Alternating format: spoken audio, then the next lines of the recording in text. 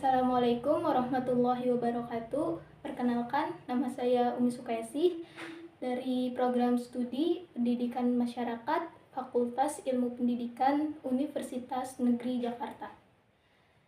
Saya di sini akan membuat video presentasi tentang esai kasus kritis yang sudah saya buat, yaitu tentang temanya tentang pembelajaran sepanjang hayat dan kemandirian ekonomi di komunitas lokal, tentang tantangan, peluang, dan solusi inovatifnya.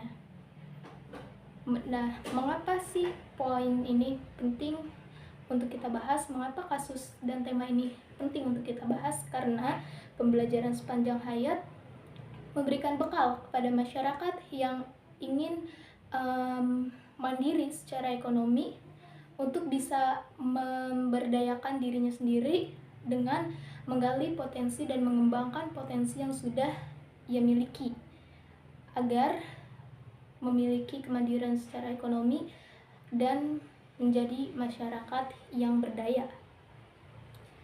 Selanjutnya, saya akan membahas inti dari video presentasi ini, yaitu tentang poin-poin dari esai kasus kritis yang sudah saya buat, yaitu mengenai analisis kritis dan juga solusi inovatif.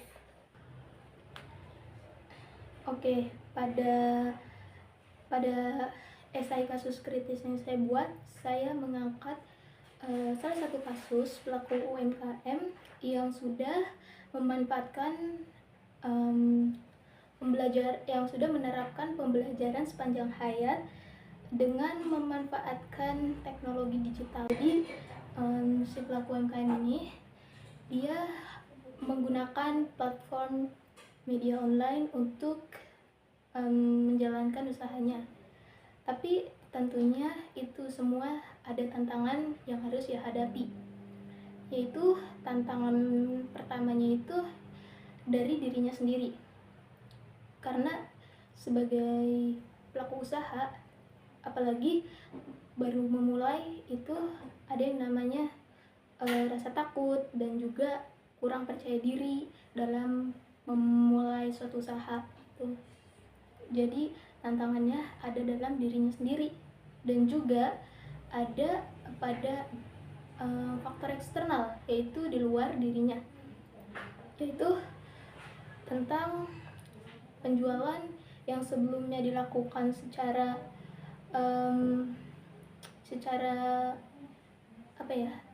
konvensional gitu, belum menggunakan teknologi, itu menghambat perkembangan. Jadi perkembangannya itu enggak masif gitu, tidak signifikan. Tapi melalui pembelajaran sepanjang hayat dengan memanfaatkan teknologi ini, ia mampu meningkatkan penjualan yang tadinya hanya dilakukan dari rumah ke rumah, sekarang bisa melalui media online seperti dari WhatsApp, dari platform media online lainnya gitu.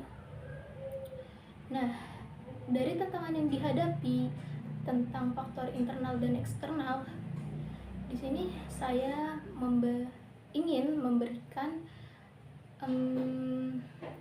suatu solusi yang inovatif. Jadi si pelaku UMKM itu kan sudah mempunyai modal dalam dirinya, potensi yang bisa dikembangkan.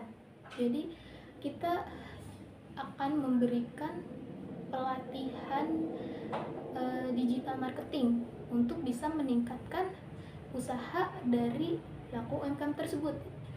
Jadi digital marketing ini akan membantu supaya usahanya itu bisa lebih maju gitu, dan juga bisa lebih terukur tentang pasar dan target-target penjualan. Juga karena ada tantangan internal, yaitu kurang percaya diri dan juga mental yang belum stabil dalam menjalankan usaha. Di sini saya memberikan solusi inovatif, yaitu untuk memberikan pelatihan public speaking supaya si pelaku UMKM ini tuh bisa kalau sekarang tuh kan ada namanya live buat jualan kayak gitu kan. Nah, jadi bisa lebih masif gitu target pasarnya gitu. Jadi dengan pelatihan digital marketing dan pelatihan public speaking ini diharapkan bisa membuat usaha dari si pelaku UMKM ini bisa lebih berkembang dan ekonominya lebih berdaya dan lebih mandiri gitu. Baik, dari kasus yang saya angkat tadi dengan analisis dan solusi yang saya berikan, dapat kita tarik kesimpulan bahwa pembelajaran sepanjang hayat ini penting dan erat keterkaitannya dengan pemberdayaan ekonomi komunitas lokal. Karena dalam pembelajaran sepanjang hayat ini ada namanya kita bekali dengan pengetahuan dan juga meningkatkan keterampilan dari pelaku UMKM. Juga pada pembelajaran sepanjang hayat ini ada yang namanya kolaborasi. Jadi para pelaku usaha ini bisa saling bertukar informasi dan bertukar pengalaman untuk bisa meningkatkan pemberdayaan ekonomi mereka sehingga semakin maju dan semakin berdaya. Dengan keterampilan yang mereka dapatkan melalui pembelajaran sepanjang hayat, baik dari formal, non formal ataupun informal. Oke, cukup sekian video presentasi saya. Kurang lebihnya mohon dimaafkan. Saya ucapkan terima kasih. Wassalamualaikum warahmatullahi wabarakatuh.